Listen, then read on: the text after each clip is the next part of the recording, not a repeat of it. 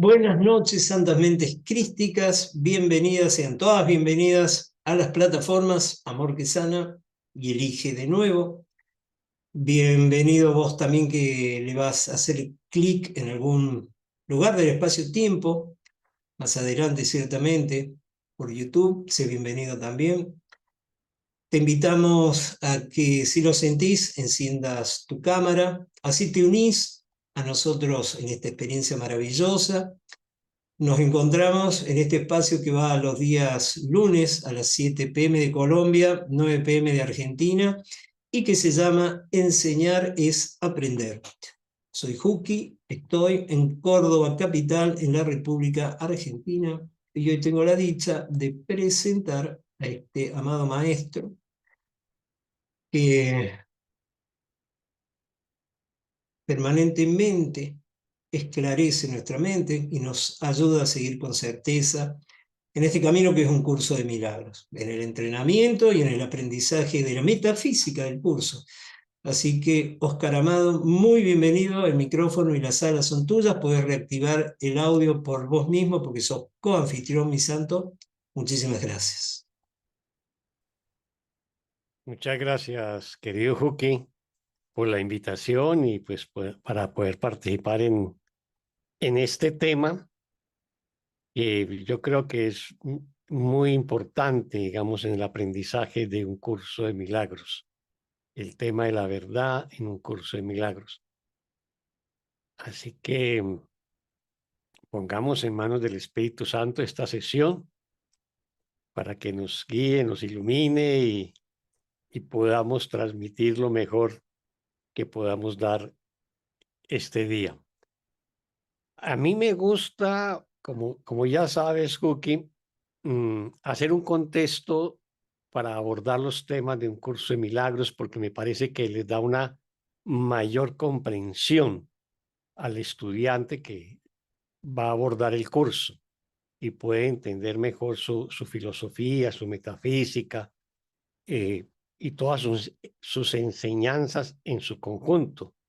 Por ejemplo, en una vez pasada, en esta misma plataforma, dictamos una charla sobre la Biblia y un curso de milagros y veíamos por qué el curso tenía ese lenguaje cristiano, pese a que su metafísica es universal, y qué tomaba de la Biblia para reafirmarlo o para reinterpretarlo, y también qué no tomaba, qué cosas no incluía en la reflexión de un curso de milagros que se encuentra en la Biblia. O sea, no recoge toda la Biblia, sino algunas partes que consideran que son esenciales para el propósito de las enseñanzas de un curso de milagros.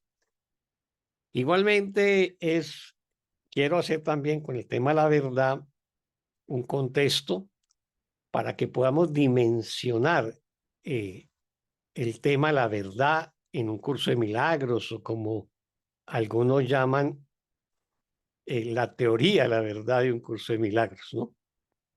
Así que para ello, creo que lo importante es hacer un antecedente en el tema de la verdad en distintas tradiciones, ¿no? Como la filosofía clásica griega o la filosofía moderna o la ciencia o las distintas religiones eh, que han abordado el tema de la verdad desde distintas ópticas, ¿no? Y creo que vale la pena repasar algunas que han sido muy importantes y que han tenido un impacto durante el tiempo.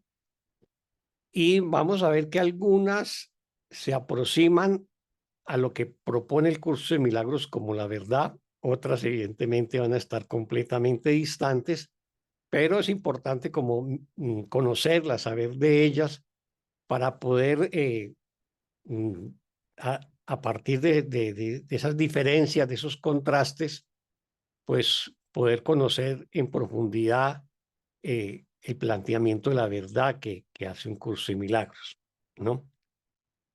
Así que mm, veámoslo un poco en la filosofía griega, ¿no? Muy sucintamente, ¿no?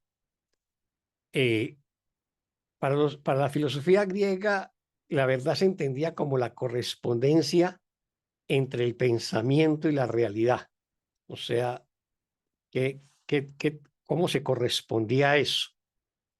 Había que decir que los filósofos presocráticos, o sea, antes de Sócrates, en la filosofía griega, hay un antes y un después de Sócrates, un poco como en el mundo cristiano hay un antes y un después de Jesús, ¿no?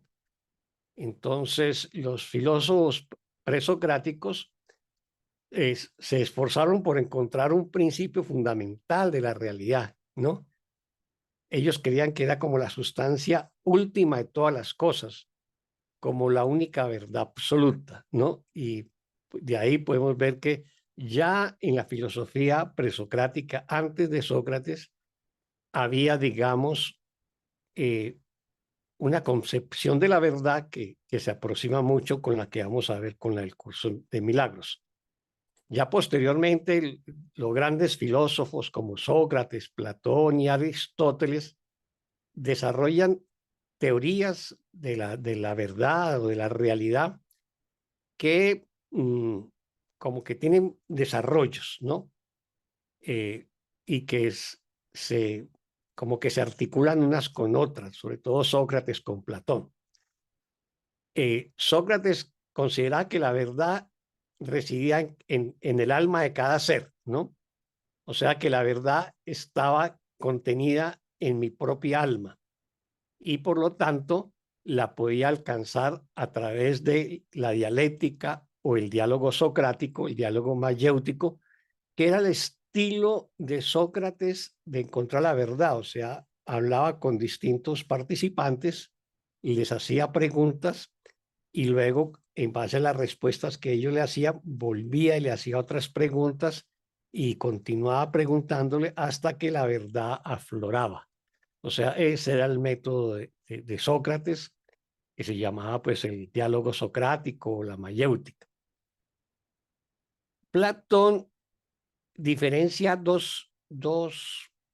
digamos, como dos teorías o dos tesis de la verdad, el mundo de las ideas, que lo considera superior al mundo sensible, al mundo perceptible, al mundo de las cosas, de las formas. Y consideraba que la verdad estaba en el mundo de las ideas y provenía de ese mundo de las ideas. Y no del mundo sensible, el mundo nuestro, digamos, cotidiano, ¿no? Y Aristóteles consideraba que la verdad pues, se podía alcanzar a través de la razón y de la experiencia.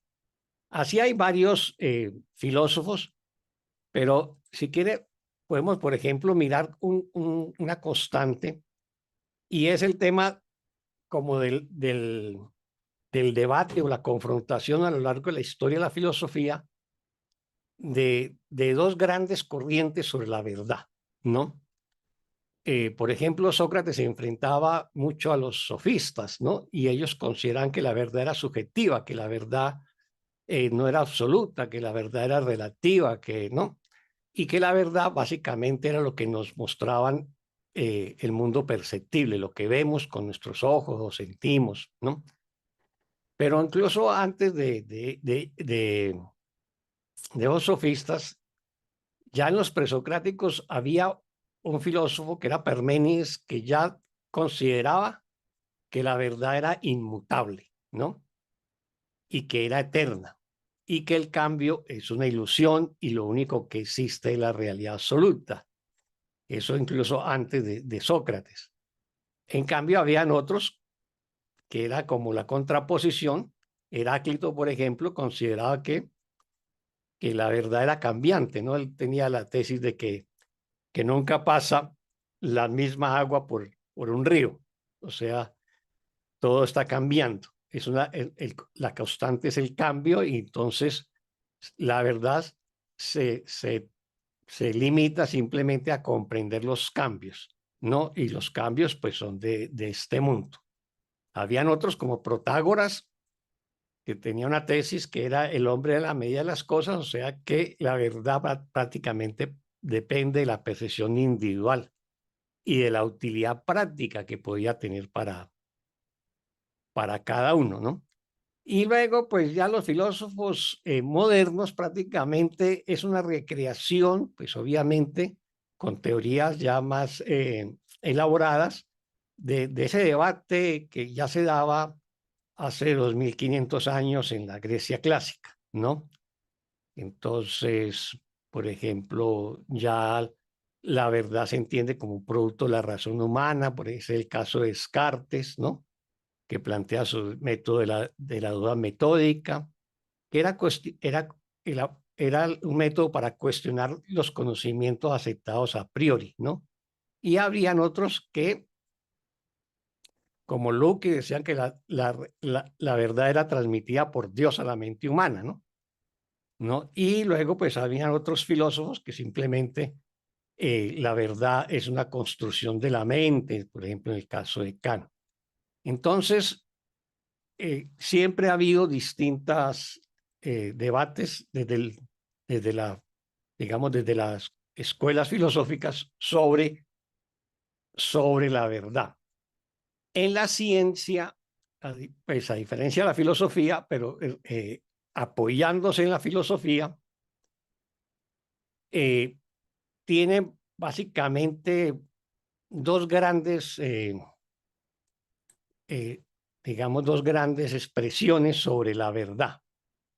Una de ellas es el de la correspondencia. Esa teoría de la verdad de la correspondencia ya estaba pues en Platón y en Aristóteles, que es que algo es verdad y solamente es verdad en la medida en que tiene que ver con eh, que se pueda confrontar con la realidad. O sea, yo planteo una teoría X, pero esa teoría se tiene que demostrar. Esa es la teoría de la correspondencia. Y había otra teoría, que es la teoría del consenso. Entonces, en la teoría de la correspondencia, por ejemplo, podemos decir la tierra redonda, ¿no? En la teoría del consenso es lo que acepta la mayoría. Entonces, esa aceptación de la mayoría por parte del, eh, eh, se considera la verdad. Por ejemplo, en el medioevo, en Europa, se consideraba que la Tierra era plana, ¿no? Ese era el consenso y esa era la verdad. O se consideraba que la Tierra era el centro del universo y el que planteara que la Tierra no era el centro del universo, sino que éramos parte de algo más grande. Por ejemplo, en nuestro centro era el Sol y luego pues la galaxia, etcétera, pues la Inquisición le iba a cobrar con la vida semejante atropello contra esa verdad que sostenía la Iglesia, por ejemplo, en esa época, ¿no? Recordemos cómo a Galileo Galilei le obligaron a retratarse y luego le obligaron a no volver a publicar nada ni expresar sus tesis, en el sentido de que la Tierra giraba en torno al Sol y no el Sol frente a la Tierra.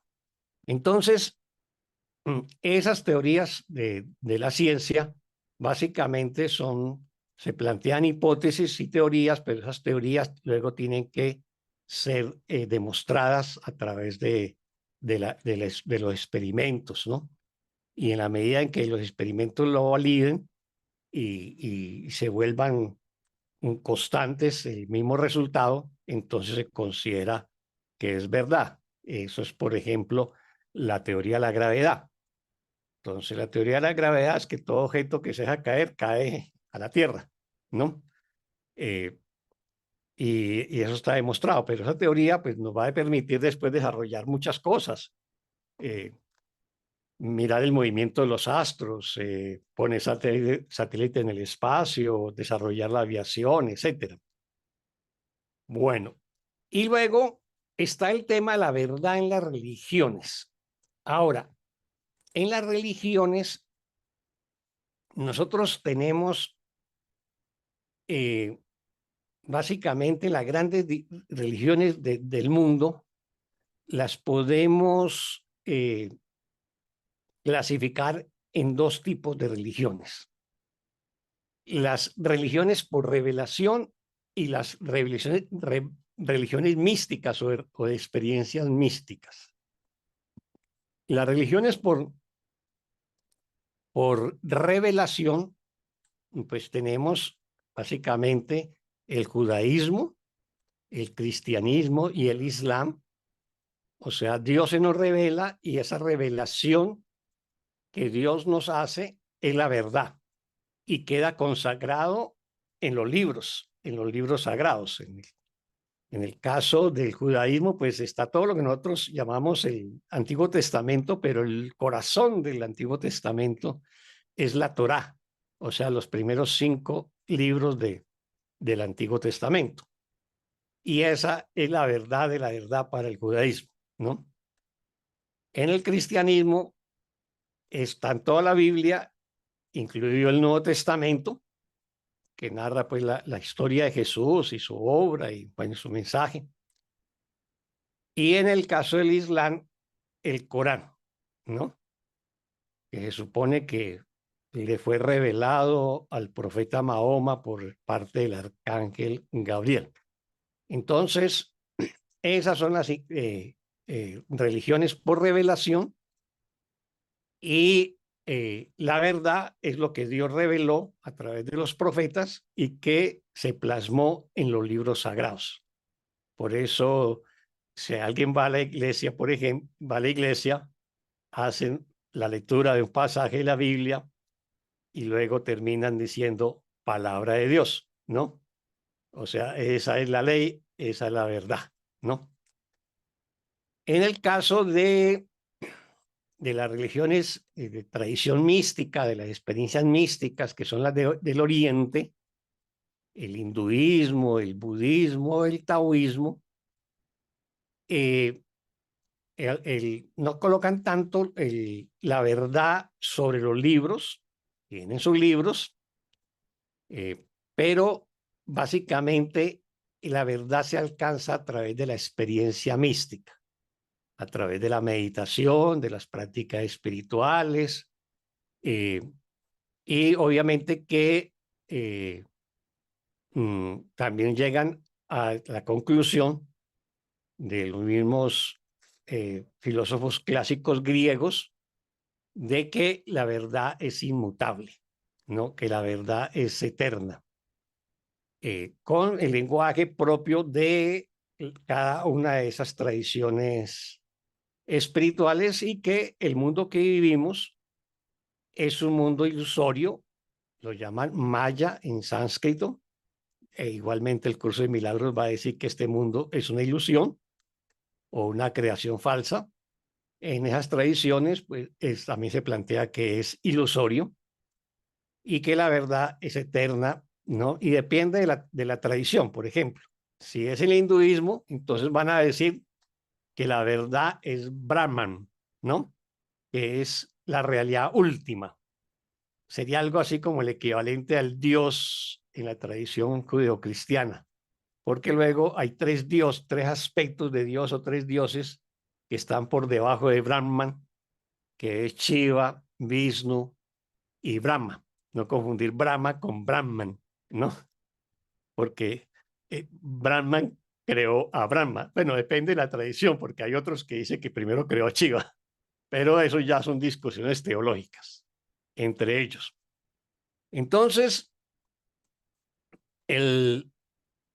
estas tradiciones, la verdad, básicamente es experiencial. O sea, tú tienes que hacer una serie de prácticas espirituales de acuerdo si estás en el budismo o si estás en el hinduismo, y esas prácticas pues te van a conducir a la experiencia divina, a la cual van a llamar la iluminación o el samadhi o el nirvana, en el caso del budismo el nirvana y en el caso del hinduismo el samadhi, ¿no? Ambas pues las podemos traducir como iluminación. Entonces, en ese estado, pues se alcanza la verdad, se alcanza el absoluto, lo que es la unidad pues, de todo lo que es. Y en el caso del budismo, del taoísmo, digamos que es una filosofía mucho más específica porque dice que Tao más específica, la palabra no es específica, una filosofía menos religiosa, ¿no? Donde dice que el Tao es el camino y el camino te conduce a la verdad, ¿no? Y te tienes que llegar a ella pues a través de, pues, de la contemplación, ¿no? Y de la humildad, ¿no? Y de seguir el flujo del Tao, es seguir el flujo del universo. Básicamente, haciendo un resumen muy apretado de todas esas tradiciones. Luego, podríamos hablar de que voy a referirme a otra tradición, que para algunos es religión y para otros es filosofía, que viene de la tradición hindú, eh, y cuya metafísica es muy cercana al curso de milagros, ¿no? También es muy cercana al curso de milagros el budismo, digamos, en la mirada que tienen sobre lo permanente y lo impermanente, o sea, lo eterno y lo temporal, ¿no? En el budismo, pues, se plantea de que para dejar este mundo ilusorio hay que liberarnos de todos los apegos, ¿no? Porque los apegos nos generan sufrimientos y nos amarran a este mundo. Y si nos liberamos de los apegos, pues liberamos al ser y este puede llegar al nirvana, que traducido literalmente es ausencia de sufrimiento, ¿no? Me refiero entonces a otra escuela de la tradición ya hindú, cuyo mensaje es muy parecido a un curso de milagros, que es el Advaita, ¿no? Y la teoría de la verdad de la Advaita es la teoría de la no dualidad, ¿no? Dice que no hay diferencia entre el sujeto y el objeto, entre el observador y lo observado. Nos va a decir que en última instancia todo es Brahman, la realidad última, ¿no? Y en el Advaita nos van a decir que la no dualidad se basa en la idea que la mente humana es una ilusión. Aquí para la Advaita y también para las tradiciones orientales, mente equivale a ego, ¿no? A lo que nosotros llamamos ego en Occidente. Y más bien, en vez de mente correcta o mente verdadera que manejamos en un curso de milagros, van a hablar de no mente, ¿no? Y casi que mente se lo dejan al ego como tal, ¿no? Pese a que en algunas escuelas y algunas tradiciones hablan de mente concreta, o lo que nosotros conoceríamos como mente egoica, en sánscrito lo llaman kamamanas, y mente superior, que la llaman solamente manas, ¿no? El curso de milagros maneja esas dos categorías, mente inferior y mente superior, que equivaldría a kamamanas y manas, digamos, en la tradición oriental. Pero en general utilizan mente para designar al ego, ¿no? Entonces, digamos que la Vaita maneja como tres argumentos centrales sobre la verdad, que lo podremos denominar el argumento de la ilusión, el argumento de la unidad y el argumento de la experiencia.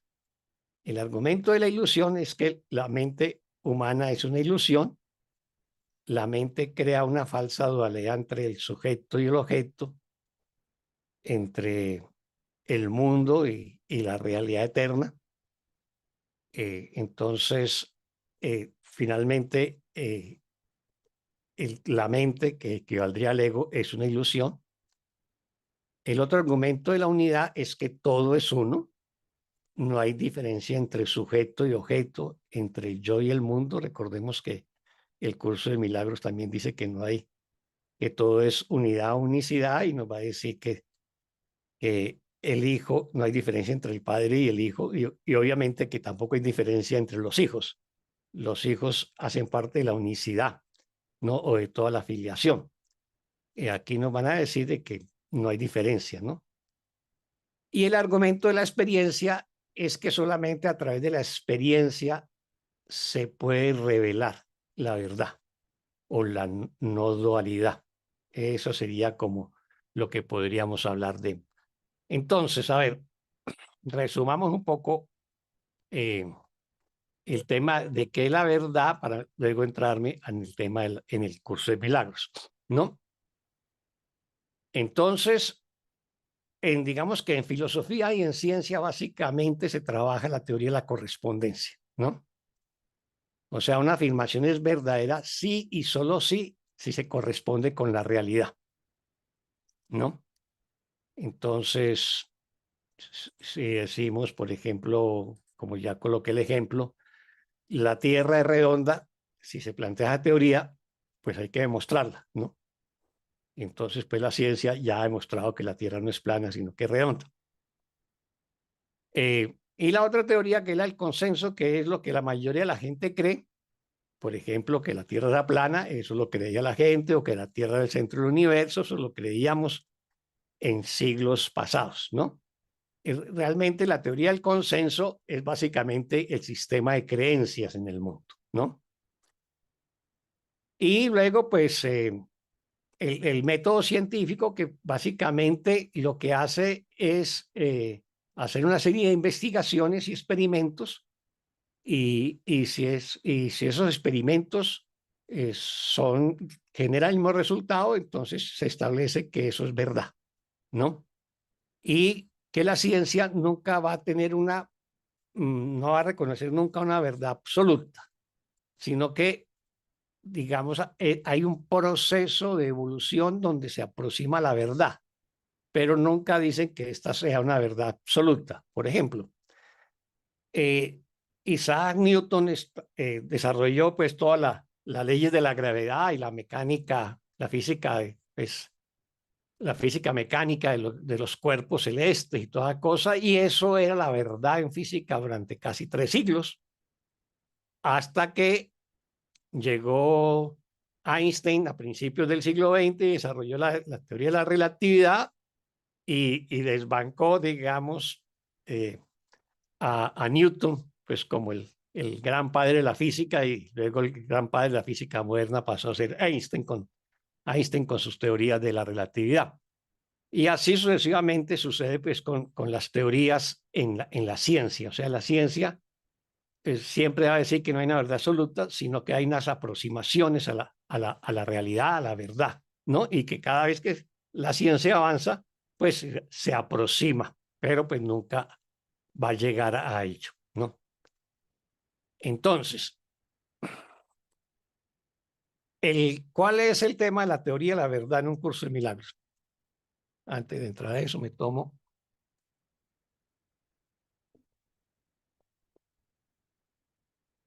No sé, tenemos preguntas o comentarios. Si alguien hace alguna pregunta, puede hacerla. De pronto, Juki me ayuda con ello. Entonces, básicamente, ¿qué podemos llamar?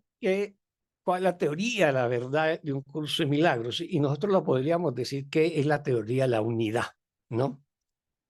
Nos va a afirmar que todo es uno, que no hay separación entre el sujeto y el objeto, o entre el observador y el observado, hablando en términos filosóficos, que es lo mismo de decir que no hay diferencia entre el Padre y el Hijo, ¿no? O sea, el Padre creó el Hijo a su semejanza, y el Hijo es una extensión del Padre y tiene los mismos poderes creadores del Hijo. O sea, el Hijo puede crear lo mismo que el Padre, excepto crearlo a Él, nos va a decir un curso de milagros. Entonces, básicamente, el curso nos va a decir eso.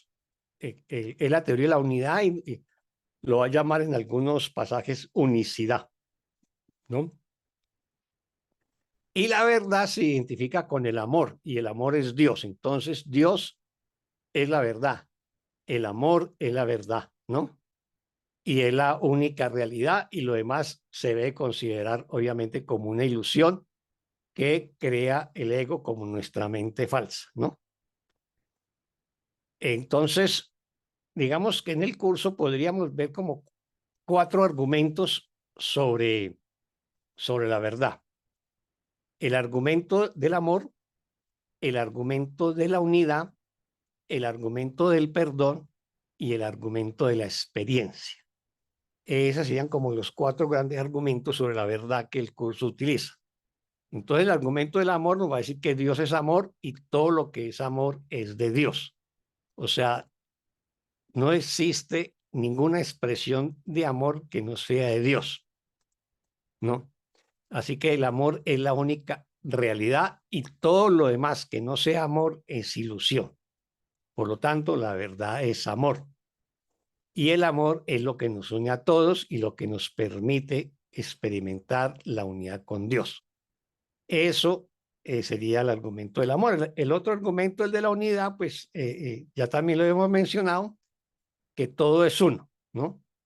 O sea, somos parte de la totalidad, Dios es la totalidad y nosotros somos parte de la totalidad y no estamos separados.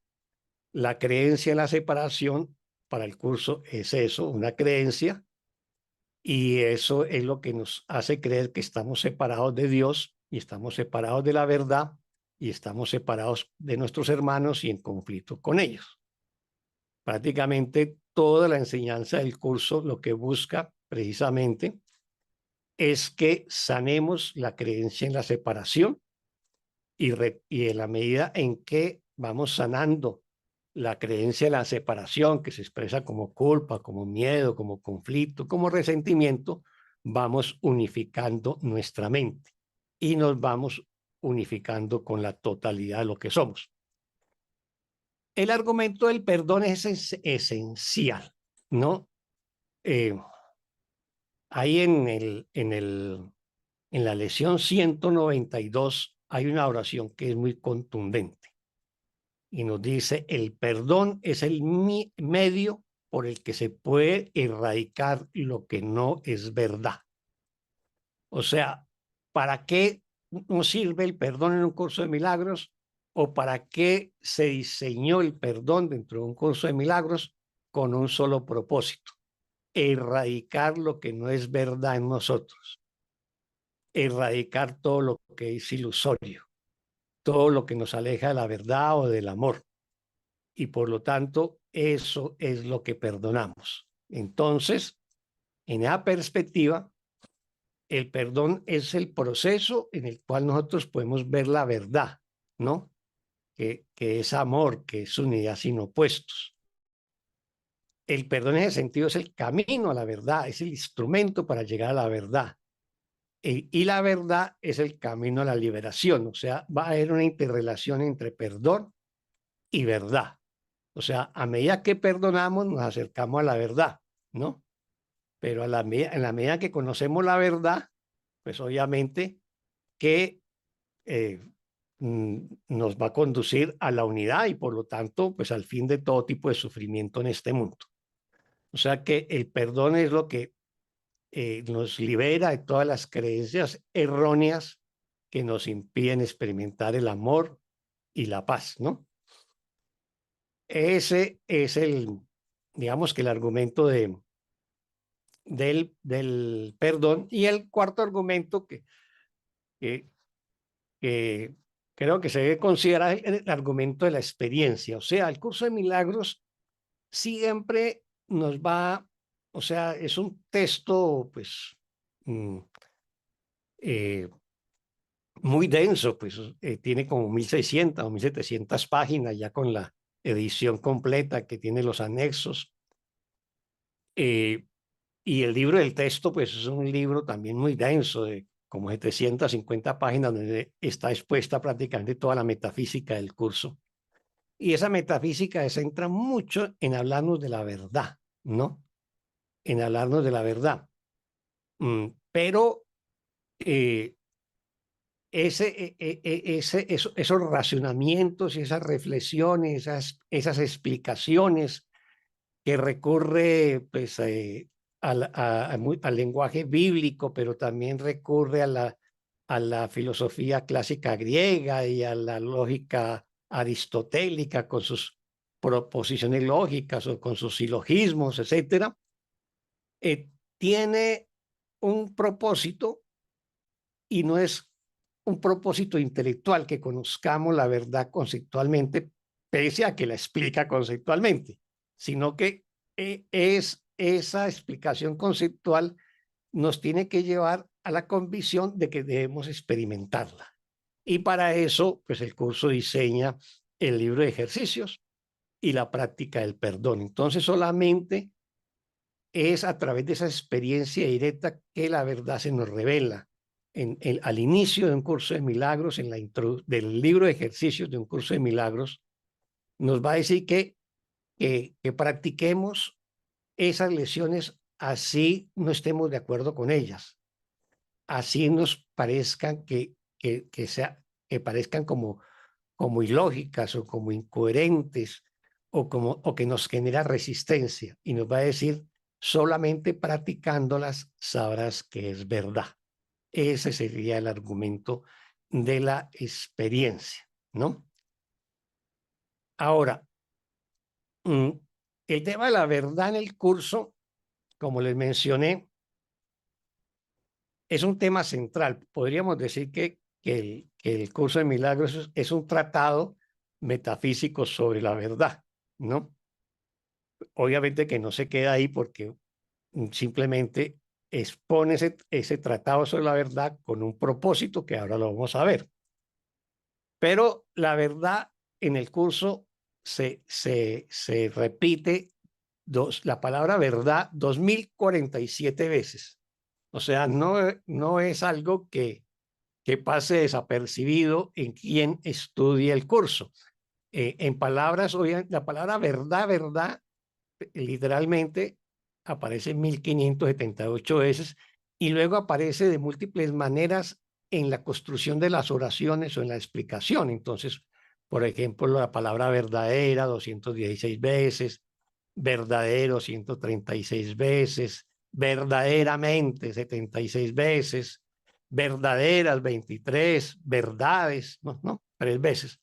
Y va a aparecer incluso en el índice del libro del texto, en los capítulos, en las secciones, en el libro de ejercicios, en el manual del maestro, encabezando títulos o encabezando sesiones. Por ejemplo, en el capítulo 3, sesión 2, los milagros y la percepción verdadera. Entonces ya nos va a decir que los milagros nos va a conducir a una percepción de la verdad, ¿no?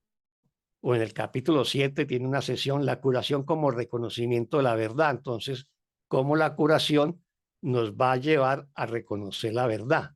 Y nosotros nos curamos, ¿cómo? Pues a través del perdón. En el capítulo 14 nos habla, el título del capítulo es Las enseñanzas a favor de la verdad. Y dentro de ese capítulo, la sesión 9, la prueba de la verdad es el título, ¿no? Y así sucesivamente. En el capítulo 17, el perdón y la relación santa, la primera sesión, cómo llevar las fantasías ante la verdad. O sea, la verdad es nuestro instrumento de sanación, o como diría el Jesús histórico, la verdad os hará libres, y el curso de milagros retoma pues ese mensaje, ¿no? O en el capítulo 25, sesión 1, el vínculo con la verdad, ¿no? O en el capítulo 31, la verdadera alternativa, o la sesión 5, el concepto del yo frente al verdadero ser, ¿no? Que siempre recordemos que la metodología del curso de milagros en su enseñanza se maneja el par de opuestos, o sea, lo que enseña el Espíritu Santo en contraposición a lo que enseña el ego. Y pues en el libro de ejercicio aparecen muchas lecciones donde la verdad está en la idea del día. Por ejemplo, en la lección 104, busco únicamente lo que en verdad me pertenece. O la 106, déjame aquietarme y escuchar la verdad. O la 107, la verdad corregirá todos los errores de mi mente, ¿no? O la 131, nadie que se proponga alcanzar la verdad puede fracasar, ¿no? O la 136, la enfermedad es una defensa contra la verdad. O sea, y así sucesivamente, no voy a hacer una relación, pero también está en el manual del maestro, en la clarificación de términos, en el canto de la oración, etcétera, etcétera. Entonces,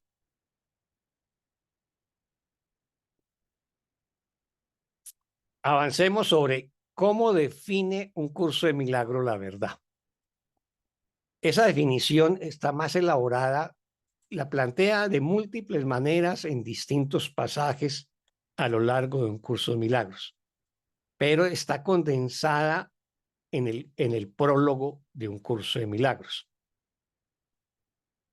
Y entonces, en el prólogo está la definición más completa que podemos tener de la verdad en un curso de milagros. Va a decir, el conocimiento de la verdad y está regido por una sola ley, la ley del amor o Dios. La verdad es inalterable, eterna e inequívoca. Veamos esas cualidades, tengamos en cuenta esas cualidades de la verdad. Es inalterable, eterna e inequívoca. Es posible no reconocerla, pero es imposible cambiarla. ¿Por qué? Porque es inalterable y eterna. Esto es así con respecto a todo lo que Dios creó y solo lo que Él creó es real. La verdad está más allá del aprendizaje, o sea, está más allá del mundo de la percepción donde creemos vivir, porque está más allá del tiempo y de todo proceso. No tiene opuestos, ni principio, ni fin. Simplemente es. Esa realmente es la definición más importante, digamos, más condensada de la verdad por parte de un curso de milagros. Entonces, para ir cerrando ya esta charla, podríamos hacernos las siguientes preguntas y tratar de contestarlas. ¿Por qué un curso de milagros le da tanta importancia al tema de la verdad? ¿Qué papel juega la verdad en la enseñanza de un curso de milagros? ¿Cuál es la relación entre el perdón y la verdad? ¿Y cuál es el criterio para determinar la verdad en un curso de milagros? Entonces, la reflexión, esas preguntas también las dejo para que si alguno la quiere contestar ahora en la sesión de preguntas, puede hacerlo. O pues yo hago una breve reflexión también sobre ellas mismas. Entonces, básicamente el curso tiene la verdad como un tema central sobre la base que comparte con varias tradiciones espirituales, sobre todo de Oriente, de que este mundo es una ilusión, que este mundo no es una realidad, que este mundo no lo creó Dios, sino que lo creó el Hijo de Dios en un sueño de separación. Y por lo tanto, como este Hijo de Dios que cree vivir en este mundo, que percibe las cosas, que las siente, las escucha, las toca, las ve y cree que este mundo es real, pues nos tiene que demostrar que esto no es verdad, sino que es una ilusión y que es un sueño. Entonces viene toda una contraargumentación que el curso desarrolla como la verdad a lo largo pues, de los distintos textos del curso.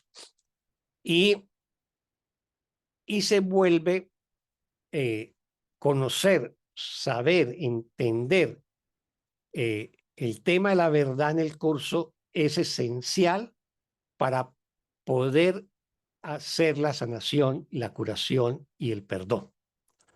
O sea, ¿por qué es ello así? Porque solamente perdonamos lo que no es verdad. La verdad no se perdona. La verdad es Dios, es el cielo, es el paraíso y allí no hay nada que perdonar, porque allí lo que impera es la verdad.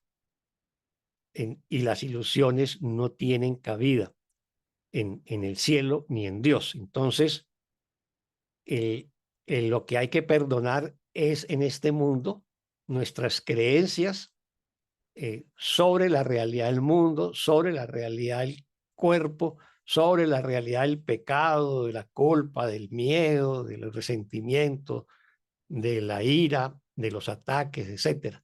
Eso que no es amoroso eso que no es verdad, es eso lo que debemos perdonar. Entonces, para poder perdonar, primero tenemos que determinar si algo es verdad o no es verdad. Entonces, si tenemos una emoción X, pues simplemente la examinamos y nos preguntamos si eso es amoroso o no es amoroso. Y si no es amoroso, procedemos a perdonarlo. Si eso nos quita o no nos quita la paz. Si nos quita la paz, por lo tanto, no es verdad, no es amoroso y tenemos que perdonarlo. Así que para poder perdonar desde la perspectiva de un curso de milagros, tengo que estar situado desde la perspectiva de la verdad, ¿no? De la verdad como la entiende un curso de milagros. No quiere decir que ese, digamos, la verdad como instrumento de sanación, pero todavía no la he experimentado, porque todavía no vivo la verdad, porque no he llegado a la iluminación o al perdón absoluto, pero por eso es como una herramienta en estos momentos para un estudiante del curso de milagro. Por eso la relación entre perdón y verdad es esencial. O sea, es digamos, las dos herramientas de la sanación. La verdad como, y el perdón, ¿no?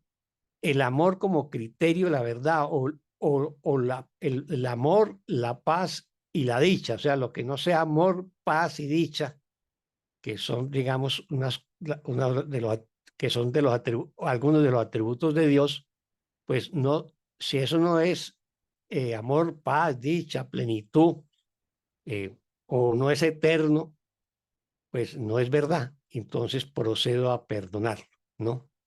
Así que por eso el criterio para determinar la verdad en un curso de milagros siempre van a ser Dios o sus cualidades, sus atributos, como la condición de eterno, de inmutable, de invulnerable, de amoroso, de pacífico, de inocente, de pleno, de dichoso, etcétera. Esa es la condición. Si no entendemos o no comprendemos, eh, digamos, la propuesta de verdad que nos hace un curso de milagros, es muy difícil eh, hacer una buena práctica de perdón. Y si no hacemos una buena práctica de perdón, pues no nos vamos a curar ni vamos a conquistar la paz. Yo lo dejaría hasta aquí para no alejarme más, no alargarme más, perdón, y dejaría un espacio para preguntas o comentarios. No sé si así lo consideras, Cookie, y muchas gracias. Eh, claro que sí. Podemos utilizar el chat o también levantar la manito virtual y les reactivamos el micrófono. El micrófono. Dice Nelly, perdón, ¿dónde está la última cita, por favor? ¿De cuál última cita? La definición de la verdad está en el prólogo de un curso de milagros, ¿no? Sí, pero no hay digamos, no hay una categoría de índice en el prólogo, pero está en la sección que llama ¿qué es? ¿No? O qué propone, ¿no? Ya no me acuerdo en cuál de las dos está, ¿no? Y la otra, la que cité textualmente también, sobre el perdón para erradicar lo que no es verdad, está en la lección 192.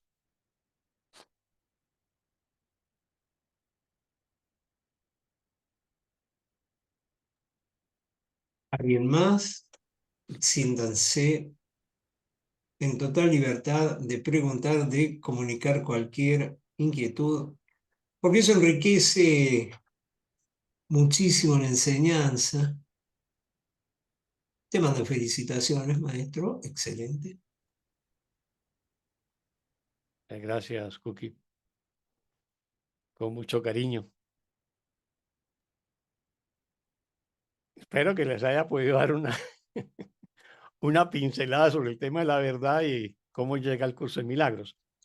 Si se dan cuenta, mm, si se dan cuenta, eh, el curso de milagros, en cierta manera, bebe de todas las tradiciones espirituales y recoge muchos temas de ellas.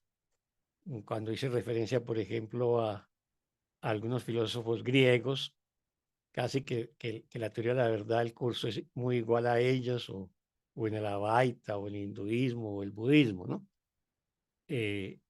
Así que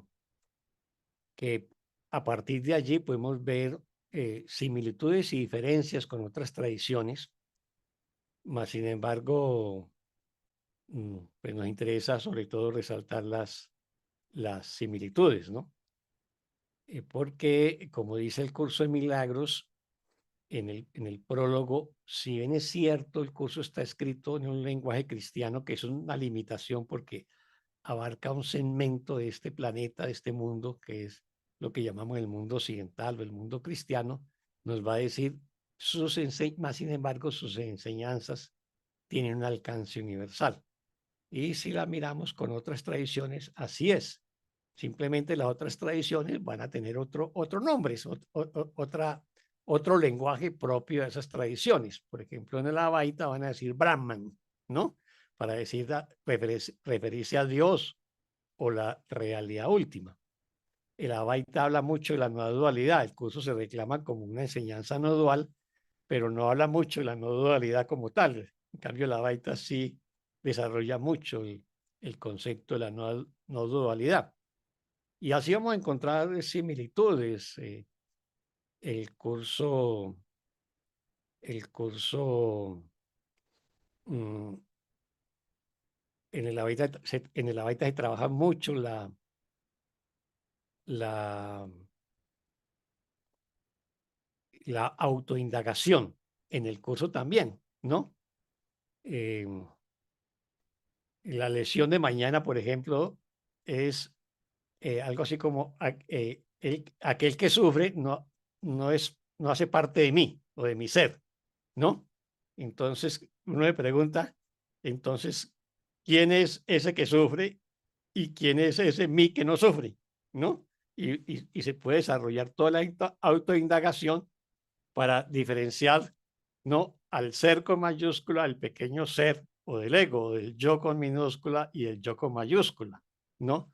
O al ego y el Espíritu Santo. Entonces, ahí y yo creo que eso también nos permite tener una mirada más comprensiva con otras tradiciones espirituales, con otras tradiciones filosóficas, eh, y no desarrollar, digamos, un fanatismo en función del curso. O sea, el curso es una de las enseñanzas más completas, pero también tenemos que apreciar, valorar y sobre todo respetar las otras enseñanzas.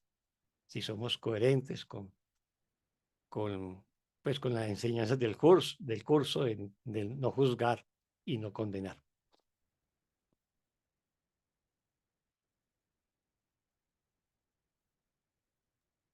¿Alguien más, hermanitos?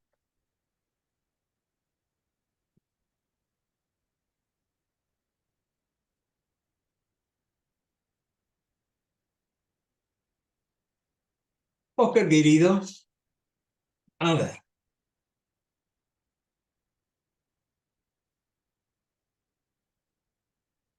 Nélitamente expresada.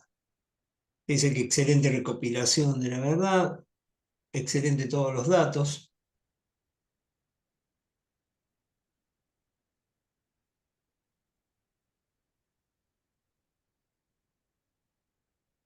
Muy bien, si no quedan dudas, si no hay más preguntas, los invitamos. Bueno, yo, bueno, Taina, dale, mi amor. Vamos, a ver si te puedo ver por acá. Ahí va. Puedes reactivar el audio. Bueno, lo había escrito, pero por eso yo dije, "Ay, yo le quería preguntar al maestro cómo hace para manejar su ego".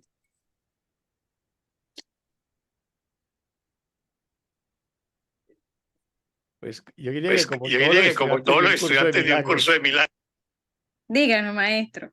pues perdonando y perdonando, Maestro, ¿no? porque Me ha pasado, o sea, que sí, que como que lo logro ver y me mantengo muy vigilante y entonces, y realmente todo es un entrenamiento mental, como amorosamente dice el curso, porque uno, es más, empiezas a salirte como que de la historia de tu personaje y, ¿no? Las cosas como que son comunes del día a día y empiezas a tener pensamientos más trascendentes, ¿no? Modestia aparte. Pero te tienes que mantener vigilante porque de repente, hoy estaba así, he tratado, he hecho la práctica y de repente ahorita en la tarde hasta dije, ay, ya soy todo ego. No, yo dije, no puede ser, me descuidé. Y ya el ego, soy la historia del personaje, me falta esto, ay, Dios mío, qué preocupación aquello, ¿no? Entonces, de verdad que es vigilante, es una vigilancia bastante, o sea, es a cada instante, ¿no? Ujú. Así es. Mira, el curso nos habla en algún pasaje de que la práctica del perdón tiene que ser constante. Es una práctica constante y sistemática. Y nos va a decir muchas veces, mantente alerta a favor de Dios y su reino. ¿Qué quiere decir eso? Quiere decir que yo tengo que mantener una mente alerta frente a todo pensamiento egoico que se atraviese por mi mente. Todo pensamiento de culpa, de miedo, de ataque, de agresión, de sentirme vulnerable, enfermo, etcétera. Debo examinarlo de la mano del Espíritu Santo, reconocer de que eso es un pensamiento ilusorio, un pensamiento falso, que no es verdadero porque no es amoroso, y decido entregarlo, decido soltarlo y se lo entrego al Espíritu Santo. Y eso lo debo hacer permanentemente, durante el día, durante la noche, en cada momento. Si no logro detenerme porque estoy muy liado en una reunión o una discusión de trabajo, lo que sea, y tuve algunos conflictos con algunos compañeros de trabajo, después busco un momento de quietud y examino lo sucedido, y si encuentro que hubo momentos conflictivos que me quitaron la paz, procedo a perdonarlos. Pero la idea es que lo perdone apenas me haga consciente de ellos. Por eso hay que mantener esa conciencia. Ahora, lo cierto es que mientras estemos en este mundo, mientras tengamos cuerpo, vamos a tener manifestaciones de ego. Si nosotros ya hubiésemos disuelto totalmente el ego, prácticamente ya no estaríamos en este mundo. Así que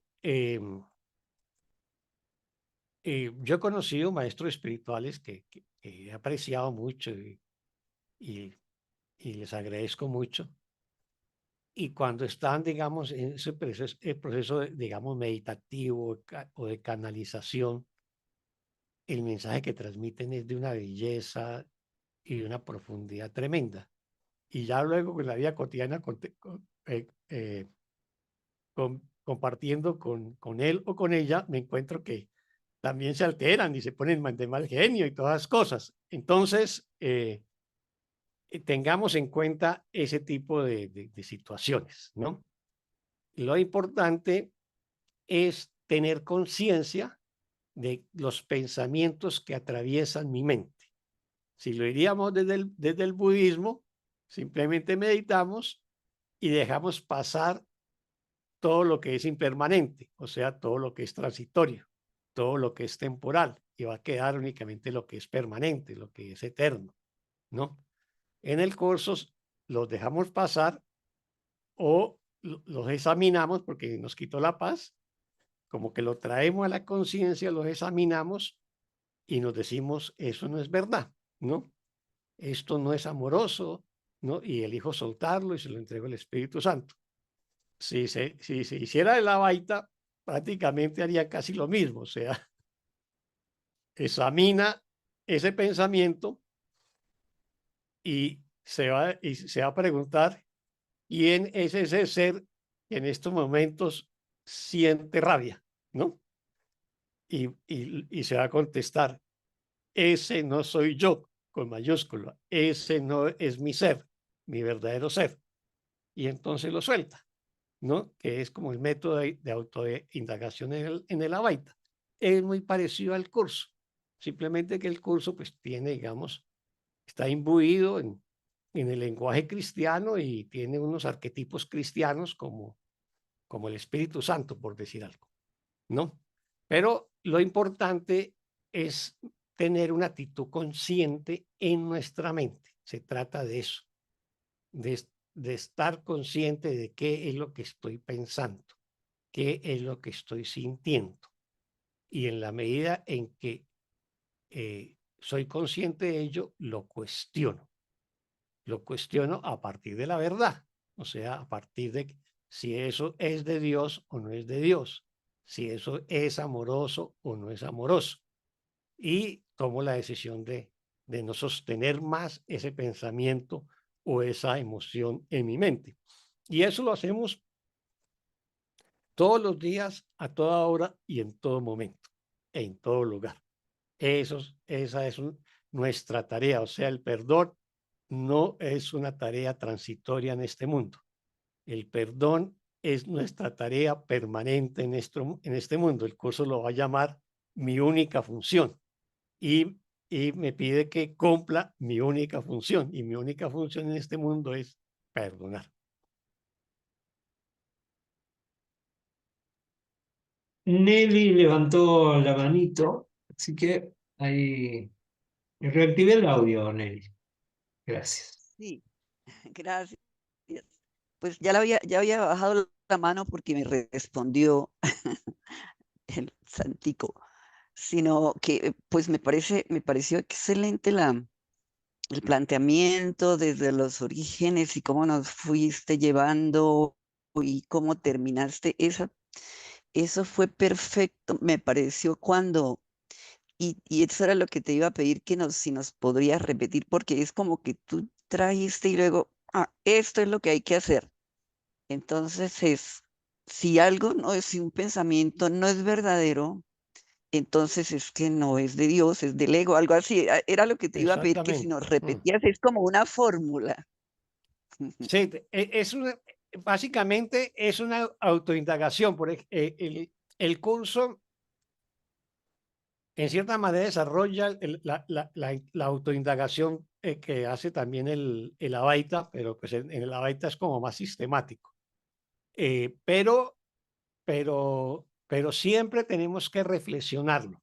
O sea, cuando el curso nos dice, trae las ilusiones a la verdad para que las pueda examinar con la luz de la verdad y deshacerlas, es eso. Yo traigo esa emoción, ese pensamiento de rabia que me quitó la paz y le pido al Espíritu Santo que me ayude a examinarlo junto con ello o a Jesús, ¿no?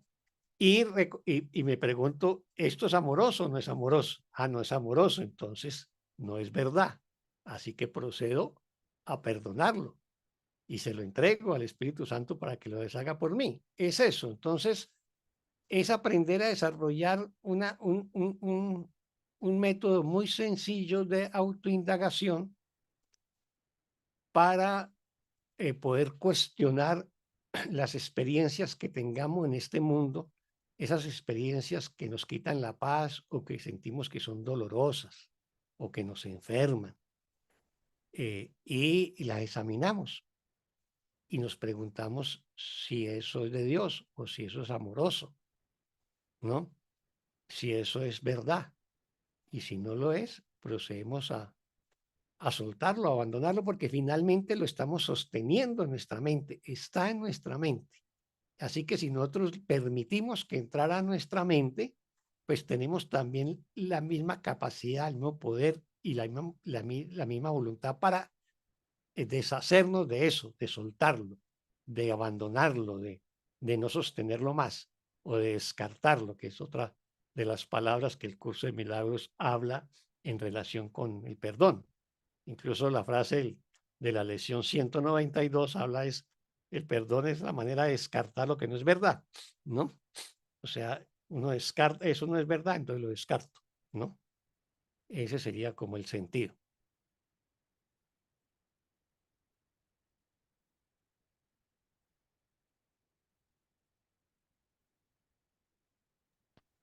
Sí, muchísimas gracias. Excelente. Con mucho cariño.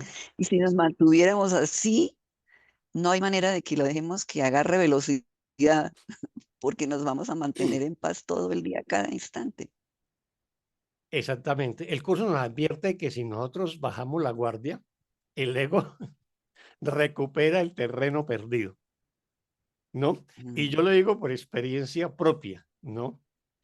Eh, Mi relación con el curso en los primeros años fue una relación como conflictiva, que lo tomaba y lo dejaba y lo tomaba y lo dejaba, ¿no?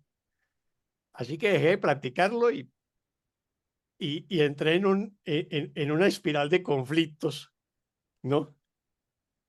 Tremendos que me llevaron nuevamente a volver al curso y a no soltarlo y no soltar sus herramientas, ¿no? mm. Se nos da todo. Ujú. Así es. Genial. Muchas gracias.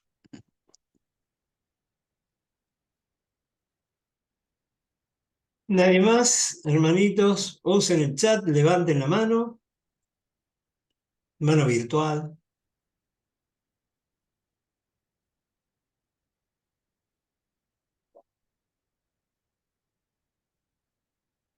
Bueno, Oscar, hermano querido, yo no me quiero despedir sin antes contar que este espacio, enseñar es aprender en realidad, lo abrimos para invitar a esos maestros, a ese maestro de un curso de milagros que todos llevamos dentro. Y alguna vez hay que animarse a hacer la práctica y alguna vez hay que animarse a la exposición y alguna vez hay que animarse a examinar la mente de uno cuando uno se está, de nuevo, exponiendo. Entonces, la invitación es que a cada uno de quienes conforman las dos plataformas, Amor que Sana y Elige de Nuevo, que se den a la experiencia, que se la permitan porque es fascinante. Si vivimos condicionados por la posibilidad de cometer un error, es muy difícil tener alguna experiencia bonita en la vida, directamente. Una experiencia real en la vida exige que nosotros salgamos de la zona de confort y soltemos el control. Ujú. Los errores no Sí, son más, claro, los errores no son más que ventanas de oportunidad si uno los examina desde cierto enfoque. También es verdad que hay una decisión muy íntima, muy profunda. La vocación no se puede suspender. De que también hay gente que, hermanitos, que no desean enseñar, y eso también está muy bien. Pero no quería despedirme sin formular esta invitación para los estudiantes que quieran enseñar. Nosotros tenemos una modalidad que es en grupos de 3, o sea que más o menos son 20 minutitos de exposición para cada uno y los temas se eligen con total libertad. Yo quiero reiterar eso, reafirmar eso que acabas de decir, Juki. O sea, de que se den la oportunidad de exponer algún tema del curso de milagros en esta plataforma. Es una manera de aprender, como llama esta sesión, ¿no? Enseñar es aprender. Y esa también fue mi experiencia. Yo durante muchos años fui un estudiante solitario de un curso de milagros, no participaba en grupo ni nada de esas cosas.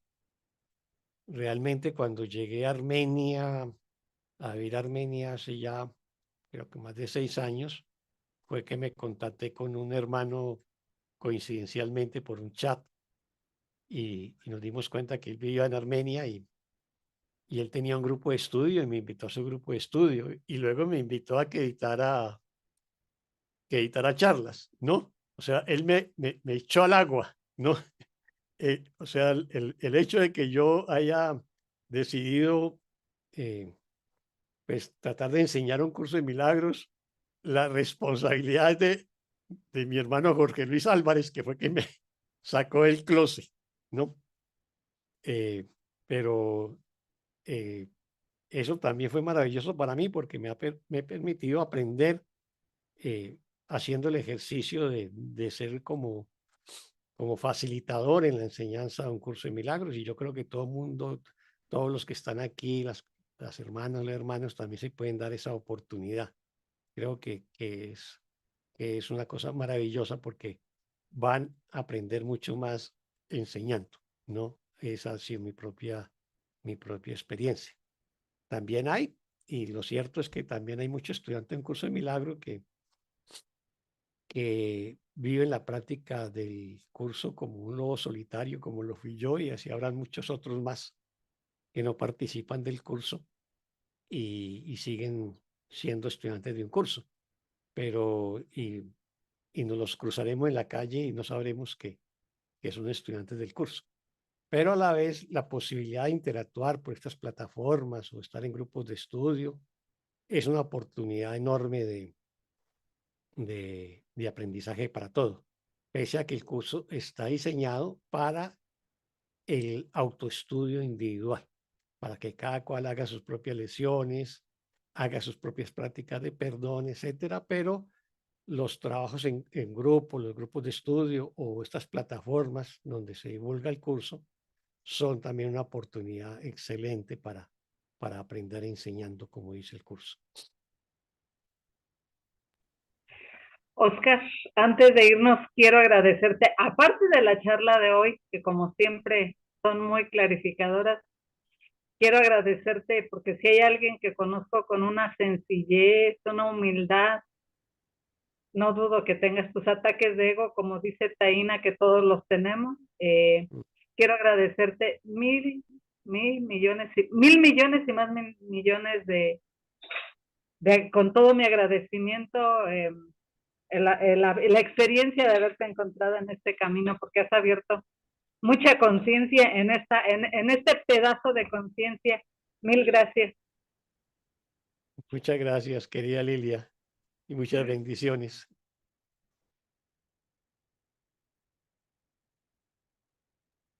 Así que, maestro, solo resta despedirnos. Sí, es que no hay nadie más ahí para preguntar algo.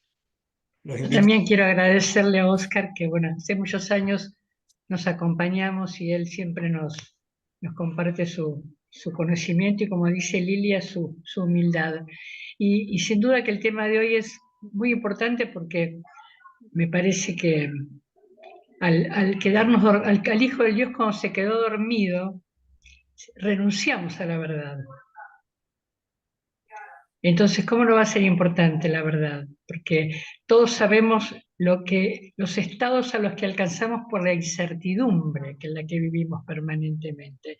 Y vivimos en la incertidumbre porque no hemos olvidado la verdad, no porque no esté en nuestra mente, pero para poder recordar tenemos que perdonar. Y en eso estamos todos los que conocemos y amamos el curso de milagros. Así que muchas gracias, Oscar. Muchas gracias, querida Elia, y muchas gracias sobre todo, por aportar preguntando, ¿no?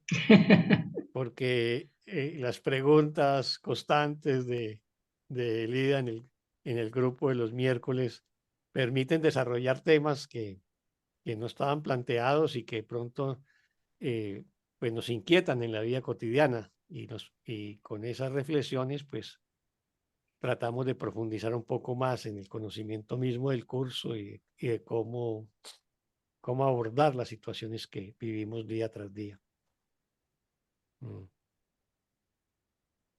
Los micrófonos están abiertos para que le agradezcan al maestro, lo despidan, no sean tímidos. Bendiciones. Una Muchas lluvia de gracias nuevamente. bendiciones. Muchas gracias, muchas Bendiciones, gracias. maestro. Bueno, Usted sabe muchas que lo queremos. bendiciones para todos y todas. Sí. Muchas gracias. Sí, te amamos, Oscar. Gracias. Gracias. Gracias, Oscar. Feliz noche. Feliz noche, Feliz noche Fanny. para todos, y gracias. Denis. Taina, también gracias por preguntar. Bueno. A usted, maestro, un abrazo. Muchas gracias, maestro. Muchas gracias, Puki, y a todos. Muchas gracias. ¿Cómo se llama? Gaspar. Muchas gracias, Gaspar. Sí. Gracias, un placer. Muchas gracias.